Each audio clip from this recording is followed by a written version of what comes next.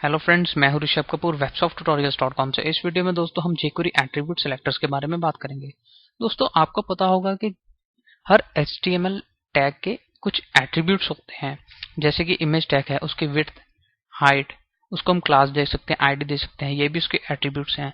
इसी तरह ए टैग, जिसको आप एंकर टैग भी बोलते हो, उसके एट्रीब्यूट्स हैं जैसे कि href, टाइटल। इसी तरह से p टैग या h1 टैग या कोई भी टैग जिसको हम क्लास दे सकते हैं, आईडी दे सकते हैं, ये सब उसके एट्रीब्यूट्स हैं। मीन्स हम HTML टैग्स को उनके एट्रीब्यूट से सिलेक्ट करेंगे, देन उसके ऊपर कुछ jQuery परफॉर्म करेंगे। जैसा कि यहाँ पे मैं एंकर टैग बनाता हूँ, ए टैग, तो मैं यहाँ पे इसको कोई लिंक नहीं देता हूँ, इसलिए href मैं यहाँ पे हैश यूज करता हूँ। href भी इसका एक एट्रीब्यूट है एंकर टैग का, तो यहाँ पे मैं एक और एट्रीब्यूट लिखता हूँ जो है टाइटल। मैं यहाँ पे लिखता हूँ होम।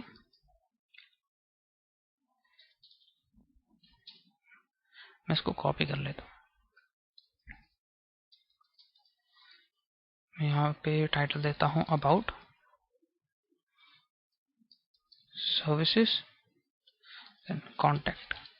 मैं यहाँ पे भी इसको चेंज कर लेता हूँ, अबाउट सर्विसेज एंड कॉन्टैक्ट। पहले दोस्तों इसको मैं ब्राउजर में खोल लेता हूँ। अब आप देख सकते हैं इसका टाइटल है अबाउट होम सर्विसेज कॉन्टैक्ट। अब दोस्तों हम इस टाइटल एट्रीब्यूट की हेल्प से इस एंकर टैग को सिलेक्ट करेंगे, देन उसके ऊपर कुछ jQuery परफॉर्म करेंगे। तो उसके लिए मैं अपनी एक्सटर्नल jQuery फाइल में जाऊंगा, तो वहां पे लिखूंगा $, देन टू ब्रैकेट्स, उसके बाद सिंगल कोट्स या डबल कोट्स जो भी आप यूज करना चाहते हैं, उसके बाद ए, क्योंकि हम एंकर टैग के एट्रीब्यूट्स को सिलेक्ट कर रहे हैं, तो यहाँ पे लिखेंगे ए, देन टू स्क्वायर ब्रैकेट्स। उस स्क्वायर ब्रैकेट्स के बीच में मैं लिखूंगा किस एट्रीब्यूट को मैं सिलेक्ट करना चाहता हूँ। तो मैं यहाँ पे लिखता हूँ टाइटल डॉट फेड आउट। तो यहाँ में मैं टाइमिंग दे देता हूँ 2 सेकेंड्स। मीन दोस्तों क्या होगा, जिस ए टैग का टाइटल एट्रीब्यूट होगा, इसमें तो सभी के हैं, तो उसके ऊपर ये jQuery fade out function perform होगा। अब दोस्तों मैं इसको अबाउट का मैं जो है टाइटल रिमूव कर देता हूँ। तो अब दोस्तों ये इन तीनों पे परफॉर्म होगी jQuery, लेकिन इस पे नहीं होगी क्योंकि इसका कोई टाइटल टैग नहीं है, इसका टाइटल एट्रीब्यूट नहीं है। तो दोस्तों अब मैं इसको रिफ्रेश करता हूँ, तो आप देखेंगे अबाउट का हमने कोई टाइटल एट्रीब्यूट नहीं दिया था, जिसके कारण इसके ऊपर jQuery परफॉर्म नहीं हुई। तो अब मैं इसको दोबारा से टाइटल एट्रीब्यूट लिख देता हूँ। मैं इसको रिफ्रेश करूंगा तो आप देख सकते हैं कि सभी पे jQuery परफॉर्म हो रही है, क्योंकि हर एक एंकर टैग का कोई ना कोई टाइटल है। तो इसी तरह से दोस्तों मैं चाहता हूं कि खाली वही टाइटल पे jQuery परफॉर्म हो जिसका टाइटल अबाउट है। तो मैं यहाँ पे लिखूंगा टाइटल इक्वल टू वैल्यू जो भी अबाउट।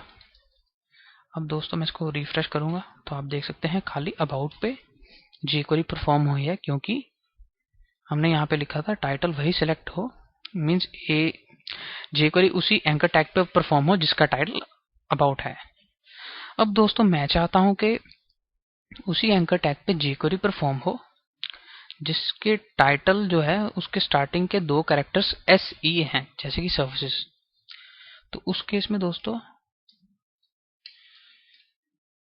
हम लिखेंगे टाइटल, देन ये वाला साइन, इसका नाम मेरे को खुद को नहीं पता, equal to then SE, means title के जो स्टार्टिंग 2 कैरेक्टर्स हैं SE हैं, उनके ऊपर ही jQuery परफॉर्म होगी। तो मैं इसको रिफ्रेश करता हूँ तो आप देख सकते हैं सर्विसेज का टाइटल जो था SE से स्टार्ट हो रहा था, इसके ऊपर, इसलिए इसके ऊपर jQuery परफॉर्म हुई है। तो इसी तरह से दोस्तों अगर मैं चाहता हूं कि जिस टाइटल का एंडिंग कैरेक्टर T है तो उसी के ऊपर jQuery परफॉर्म हो, तो उस केस में दोस्तों हम लिखेंगे $T equal to T, means उसी एलिमेंट को, HTML एलिमेंट को सिलेक्ट कर दे जिसका कि टाइटल का एंडिंग कैरेक्टर T है। तो मैं दोस्तों इसको रिफ्रेश करूंगा तो आप देख सकते हैं कॉन्टैक्ट का एंडिंग कैरेक्टर T था और अबाउट का भी एंडिंग कैरेक्टर T था, इसलिए इसके इन दोनों के ऊपर jQuery परफॉर्म हुई है। तो दोस्तों हम jQuery एट्रीब्यूट सेलेक्टर हम किसी भी टैग पे यूज कर सकते हैं। जैसा कि अगर मैं p टैग लिखता हूँ, मैं लिखता हूँ क्लास इक्वल टू फर्स्ट, मैं लिखता हूँ दिस इज फर्स्ट पैराग्राफ। तो मैं यहाँ पे लिखता हूँ, पहले मैं यहाँ से इसको रिमूव कर दूंगा। अब मैं p टैग को सिलेक्ट करना चाहता हूँ, इसलिए लिखूंगा p देन 2 स्क्वायर ब्रैकेट्स, उसके बाद यहाँ पे क्लास, मीन्स जिस p टैग की क्लास है तो मैं यहाँ पे एक और p टैग बना लेता हूँ। तो मैं इसको id दे देता हूँ, मैं id का नाम देता हूँ second, this is second paragraph. Means दोस्तों ये इसी को सिलेक्ट करेगा, क्योंकि हमने यहाँ पे लिखा है कि खाली उसी पैराग्राफ टैग पे jQuery परफॉर्म हो, मीन्स उसी पैराग्राफ टैग को सिलेक्ट करे जिसकी कोई क्लास है। तो मैं इसको रिफ्रेश करूंगा तो आप देख सकते हैं। इसी तरह से दोस्तों अगर मैं यहाँ पे id लिख देता हूँ तो ये इसको सिलेक्ट करेगा। मैं रिफ्रेश करता हूँ तो आप देख सकते हैं। इसी तरह से मैं एक और इसको कॉपी करता हूँ, तो यहाँ पे मैं लिख देता हूँ थर्ड।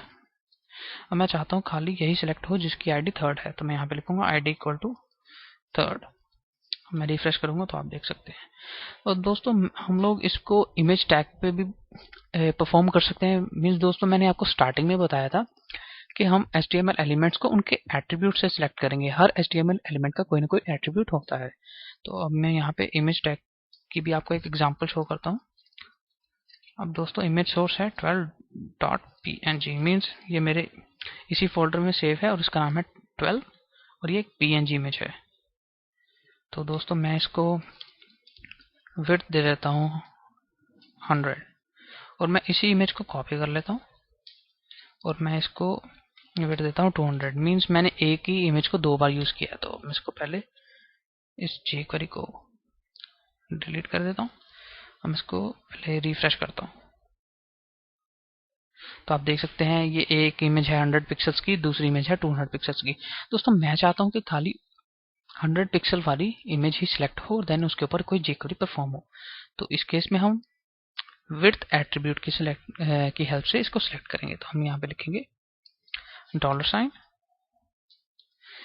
इमेज, क्योंकि हम इमेज को सिलेक्ट कर रहे हैं, देन 2 स्क्वायर ब्रैकेट्स, उसके बाद विड्थ इक्वल टू 100, मीन्स उस इमेज को सिलेक्ट करें जिसकी विड्थ 100 है, देन डॉट फेड आउट। अब दोस्तों मैं इसको रिफ्रेश करूंगा तो आप देख सकते हैं उसी पे jQuery परफॉर्म हुई है जिसकी विड्थ 100 है। इसी तरह से अगर मैं 200 कर देता हूँ जो कि दूसरी इमेज की विड्थ है, तो ये सेकंड इमेज पे jQuery परफॉर्म करेगा। तो आप देख सकते हैं। तो दोस्तों ये था jQuery एट्रीब्यूट सिलेक्टर के बारे में। अगर आपके दिमाग में कोई क्वेश्चन अराइज हो रहा है तो आप मेरे को कमेंट भी कर सकते हैं। मेरे चैनल को सब्सक्राइब करना ना भूलें ताकि आपको मेरे वीडियोस के बारे में रिसेंट अपडेट्स मिलती रहें। हम नेक्स्ट ट्यूटोरियल में मिलते हैं।